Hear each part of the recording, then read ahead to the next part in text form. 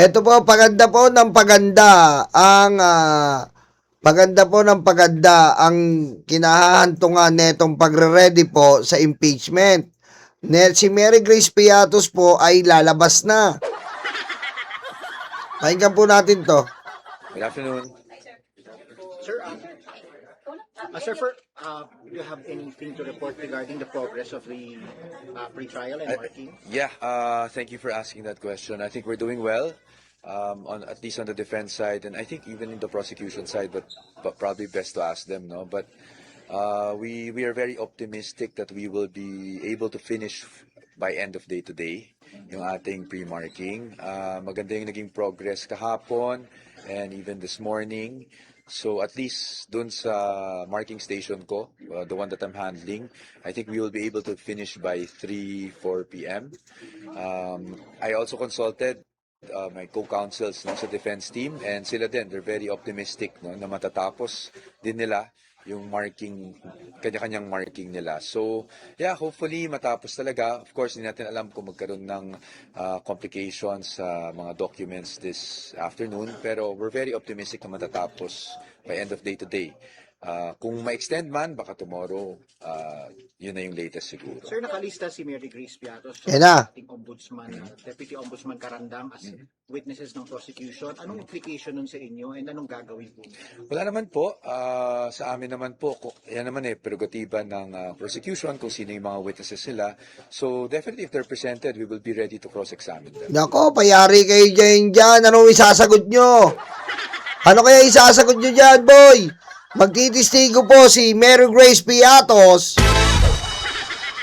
Mga karayuma, si Mary Grace Piatos po titistigo, at hindi lang yon, pati po si Karandang. Si Karandang po, sa mga hindi po nakakaalam, Karandang, siya po ang nag-expose ng maanumalyang kayamanan at bank records sa mga Duterte. Aray ko!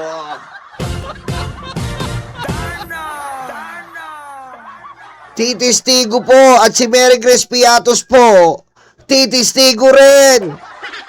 Ng weteng. Napakaganda po neto. Akala nyo tapos na? Pati po yung sinapak ni Sara na sheriff, titistigo rin.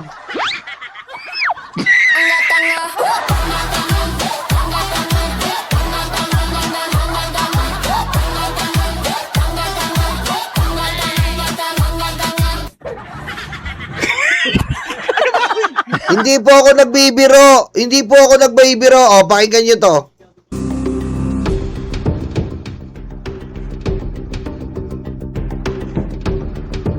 Bilang testigo ng impeachment prosecutors laban kay inilista bilang testigo ng impeachment prosecutors laban kay Vice President Sara Duterte ang court sheriff na sinapak ng bise. Oh, ano?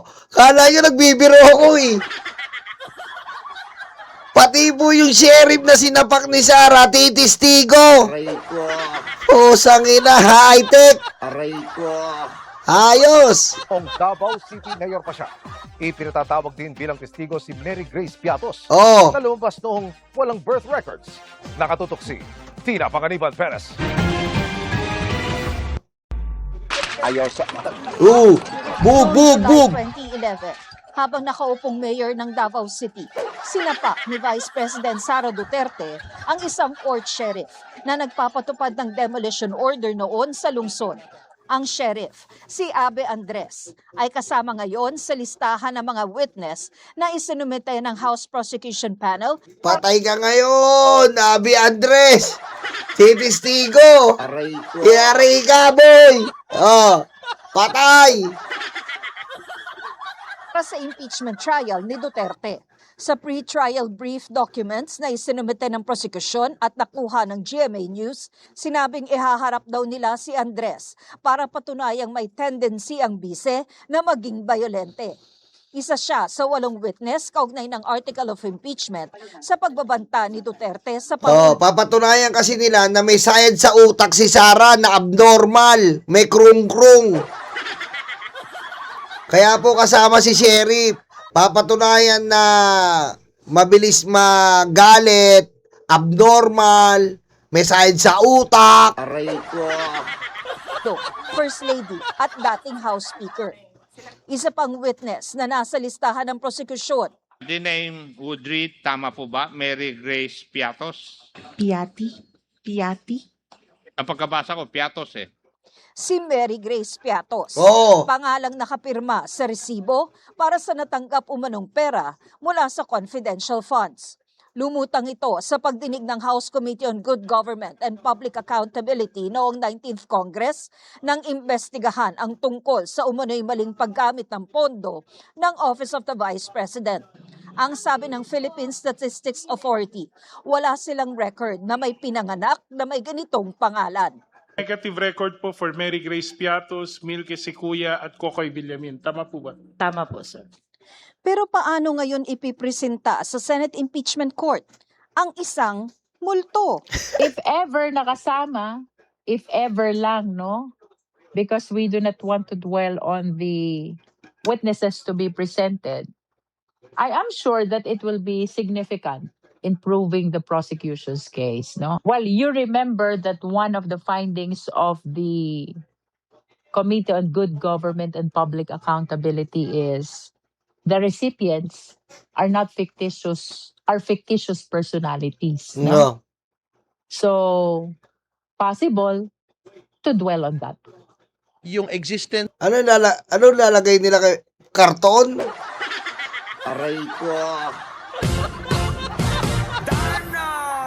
Si Mary Grace Piatos, karton, ganon? or non-existence po ni Mary Grace Piatos, yung pong smoking gun, kung talaga nga bang tama o mali, yung pong paggamit ng confidential funds. Tumanggi si Luistro na kumpirmahin kung kasama nga si Mary Grace Piatos sa listahan nila ng witnesses. Bawal kasi nilang talakayin ang merito ng kaso. Kasama rin sa mga inilistang witness ng prosekusyon ang miyembro ng Duterte legal team na Patay. si Attorney Michael Powa. Patay ka. Dating nagsilbi si Powa sa ilalim ni Duterte bilang spokesperson ng Siya Department rin na nag-expose ng Youth Summit. Yari ka ngayon. of Education. I don't have any problems with that. Pwede naman, because lalo na kung ang tatanungin naman nila ay matters that are not pertaining to my role as Counsel of the Vice President.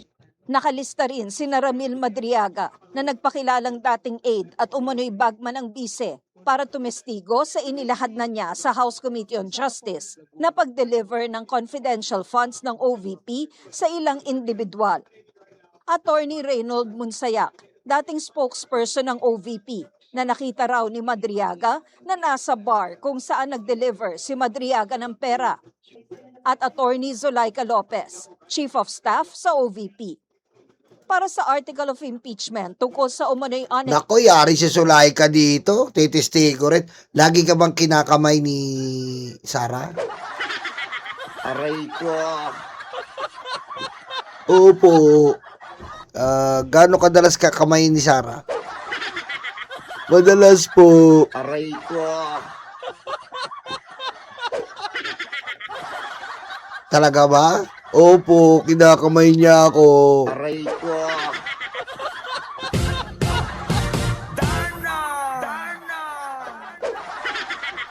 explained wealth ng bise. Kasama sa mga inilistang witness ng prosekusyon, si dating Senator Antonio Trillanes IV, Ombudsman Jesus Crispin Remulla, Tindi. at dating overall Deputy Ombudsman Melchor Carandang na nag-imbestiga sa bank accounts at Yan mga ang transaksyon matindi. ng bise at ama nitong si dating Pangulong Rodrigo Duterte. Matindi. Well, I'm sure you have listened to the testimony of former Senator Antonio Trillanes, and there was mention in his testimony before the Committee on Justice of the role and participation of Antonio Carandang. That's about all I can say at this time. Ipipresenta rin ng prosekusyon ang SALN o Statement of Assets, Liabilities and Net Worth ng bise mula noong mayor at vice mayor pa siya ng Davao City hanggang sa maupo siya sa Office of the Vice President. Yari. Pero kinekostyon ito ng mga abogado ng bise dahil hindi naman daw impeachable official ang bise noong mayor at vice mayor ito. Engot. Kontra ng prosekusyon.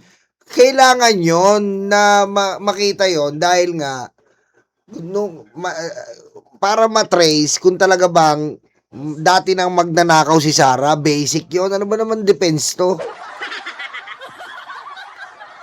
Di ba? Para matrace po, kailangan ng mga dating records ng SALE ni Sara para matrace po ang history kung may pagnanakaw ba si Sara. Basic. First of all, integrity is a continuing requirement. Yes. Ngayon, of course, when we speak about impeachable offenses, Ah. that relates to the fitness of the officer to occupy that particular position. Tinukoy ni Representative Chel Jokno ang kaso ni dating Chief Justice Maria Lourdes Sereno. Tama. Ang pinag-usapan doon ay hindi naman yung mga nagawa o sinabing ginawa Yes. nung siya ay umupo na bilang justice. Yes. Those were allegations regarding what she did or did not do way before. Tama, pati kay Corona, pati kay Erap. Di ba? Pati kay Corona po, pati kay Erap. Si Clarissa Ocampo. Di ba? Tinalakay din po yung mga dating yaman ni Erap noon. Tapos pag si Sara exempted, oh sheesh. He became a justice of the Supreme Court. So kung yun ay relevant sa kaso niya, bakit hindi siya magiging relevant Tama. dito sa atin? Para sa article of impeachment tungkol sa umano'y panunuhol ng bise sa ilang opisyal ng DepEd, kasama sa mga inilistang witness ay sina dating DepEd Undersecretary Nako! Gloria Mercado at DepEd Director Resty Osias. Nako, ang bibigat po ng witness. Grabe, Karandang, sheriff na sinapak, Mary Grace Piatos, yung sinuhulan ng 50,000, etong dalawa sinuhulan ng 50,000, meron pang ombudsman, meron pang Trillanes, ang daming witness, ang bibigat, men. Ang bibigat po ng witness, mga karayuma. Yari si Sara dito, mababaliw talaga to. Na nakatanggap umano ng mga sobrang may cash. Sa pre-trial brief naman ng defense team na nakuha ng GMA News, kasama sa nakalista rin bilang witness, sina Ombudsman Jesus Crispin Remulla, Ramil Madriaga, Hoy, may Ramil, nakalimutan ko na, may Ramil Madriaga pa pala. ay Director Melvin Matibag at dating Senador Antonio Trillanes IV para pabulaanan ang articles of impeachment laban sa bise. Gayon din sina dating Executive Secretary Lucas Bersamin at dating Budget Secretary Amena Pangandaman, mga opisyal ng Anti-Money Laundering Council, Commission on Audit, Securities and Exchange Commission, Bureau of Internal Revenue, Philippine Statistics Authority at iba pa. Tina Panganiban. Nako, yan po exciting to Si Mary Grace Piatos po ay haharap. Kasama po si Karandang at syempre kasama po yung sinapak na sheriff. Teko, ngayon ka na makakabawi, no? Siguro sinabi nung sinapak na sheriff po, tangina mo, bawi na ako ngayon. Babawi po yung sinapak na sheriff, babawi. Aray ko. Diba? Iimbestigahan sa impeachment trial, bakit siya sinapak? Patay to talaga, Sara ka. Tapos ka dito, tapos siyempre si Karandang po. Doon na po may imbestigahan yan. O, paano mo nakuha yung account na, paano mo nasabi no na, ano ni Sara? Ombudsman po ako. Pag may ombudsman po, nakaka-access tayo sa bangko. Patay. Kapag ombudsman po kasi, na-access ko yung Money Laundering Council. Patay. Ano ba natagpuan mo? Ano ba natagpuan mo nung bago ka patalsikin ng tatay ng karton? Umaapaw po ang pera nila sa BPI. Aray ko. Umaapaw po yung pera nila sa BPI. Pwede bang magka-counter yung yan, yung depensa. Your Honor, this is irrelevant. Hershey. Your Honor, this is irrelevant, Hershey. This is only full of fake news. Tapos sasabihin ng yan. Sasabihin ng sasabihin ng prosecution. Okay, Your Honor, Mr. Chair, if this is a fake news, may we subpoena Kiskimembum, the BPI account of Sara Duterte. Patay! Aray ko. Aray ko. Diba? Oh, if so that we can tell if it's true or correct or true or not, we can subpoena sa Kupakambum, Caribum, the BPI. Aray ko. Diba? Mga babayan, dalawa na po. Inuulit ko, patay na po. Ha? Inuulit ko sa inyo, mga kababayan. Patay na ang nag-open ng account, na joint account ni Sara Duterte at ni Digong. Patay na. Patay na rin po ang umahawak sa land bank account ni Sara sa Davao. Patay na. Aray ko. Natataranta na po si Sara Duterte. Pinapaligpit na ng mga Duterte. Bago pa man mag-impeachment trial, ang mga dapat ipaligpit. Kasi po, ito pong BPI na babaeng ito, na prinomote po nung panahon ni Digong. Ha? Ito pong BPI manager na to,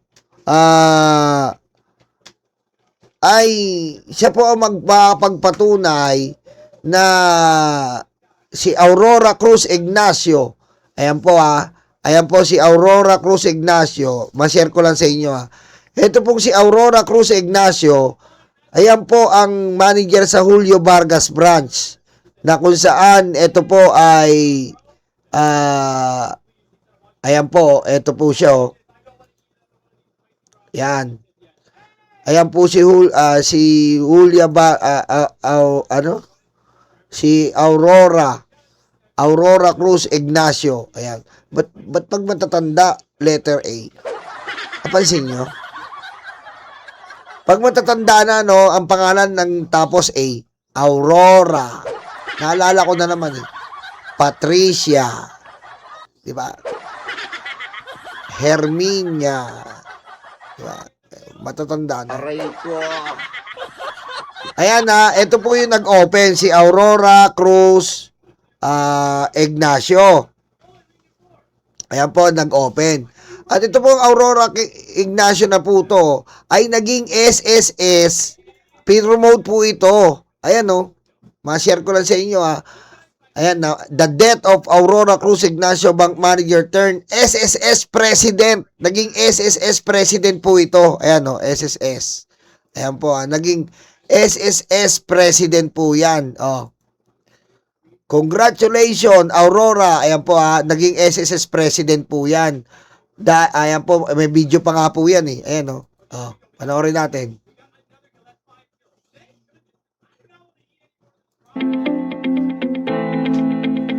Iwan natin ng Araw ng Kalayaan 2021 na may temang Diwa ng Kalayaan sa Ayan po siya. Si Aurora Cruz Ignacio, patay na po siya.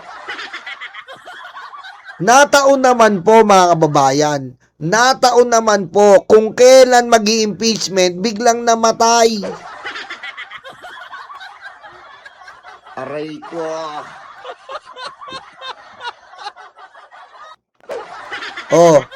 Sabi ni Mami Eva, ang bank manager na napatay ay katrabaho ng pinsan ko. Mami Eva, i-GC mo na sa atin, i-interviewin natin. I-GC mo. I-GC mo, Mami Eva. Di ba? Ayan po ang pinatay, si Aurora Ignacio. Siya po ay nagsimula bilang BPI manager. Noong inopenan niya si Sara Duterte at si Digong ng bank account sa BPI, joint bank account.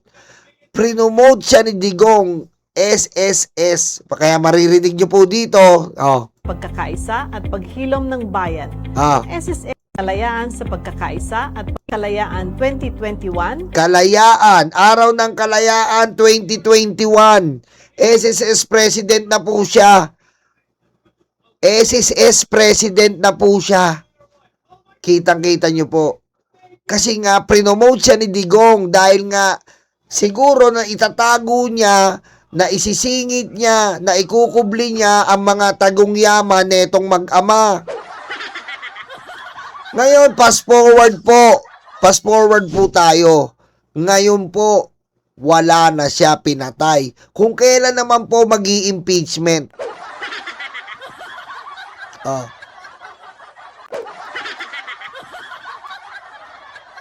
Pinapaligpit na po. Siguro maraming alam to, mga kababayan. Abot-abot ang kaalaman netong matandang to. Siyempre, sa kanya po papasok, siya ang nakakaalam ng mga anomalous records, mga illegal records na mga pumapasok na pera diyan sa BPI, Julia Vargas. Aray ko. Kaya pinapatay na po ito. Ayan po, trending po, trending, ano po yan, nasa Google po yan, ayan o. Patay na yan, patay. Patay na po siya.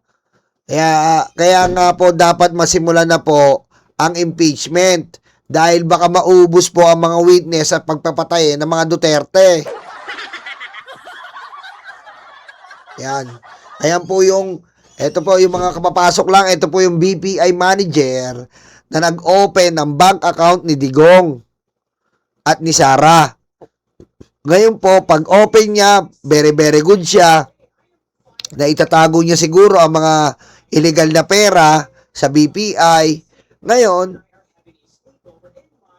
promote SSS President, CEO. Aray ko. At nung papatawag na sa impeachment, biglang namatay. Aray ko. Si Congressman Aydaya, namatay din.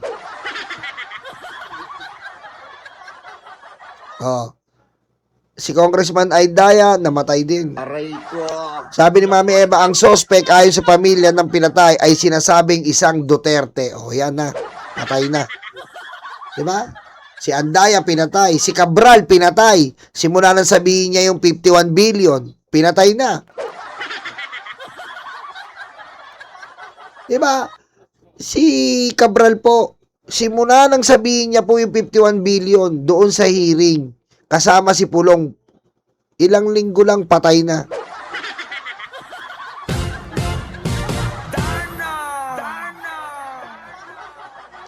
Kaya po, mga kababayan, tayo, pag nagsasalita tayo dito, ayan po, i-google mo lang, mauunawaan mo na.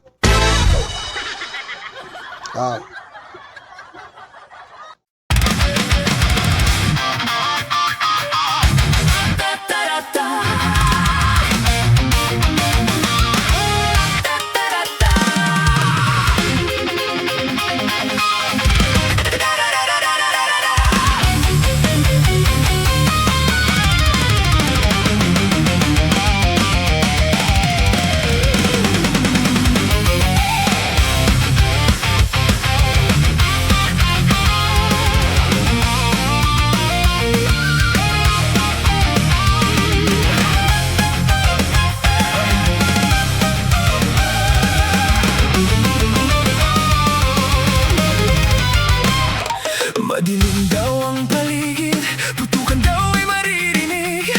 Takot sa kanilang mata, ikaw ay madadala. Huwag kang palinlang kaibigan, Judas na 13 yan. Sinira nila ang Senado, sobrang ganit mga ito.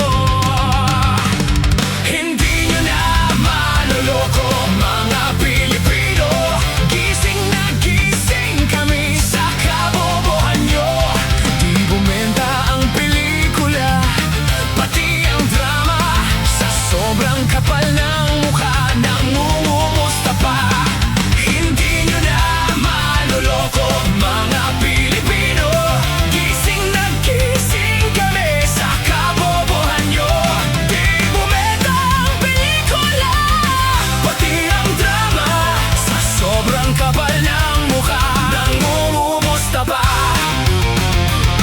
May kaso at may sabi,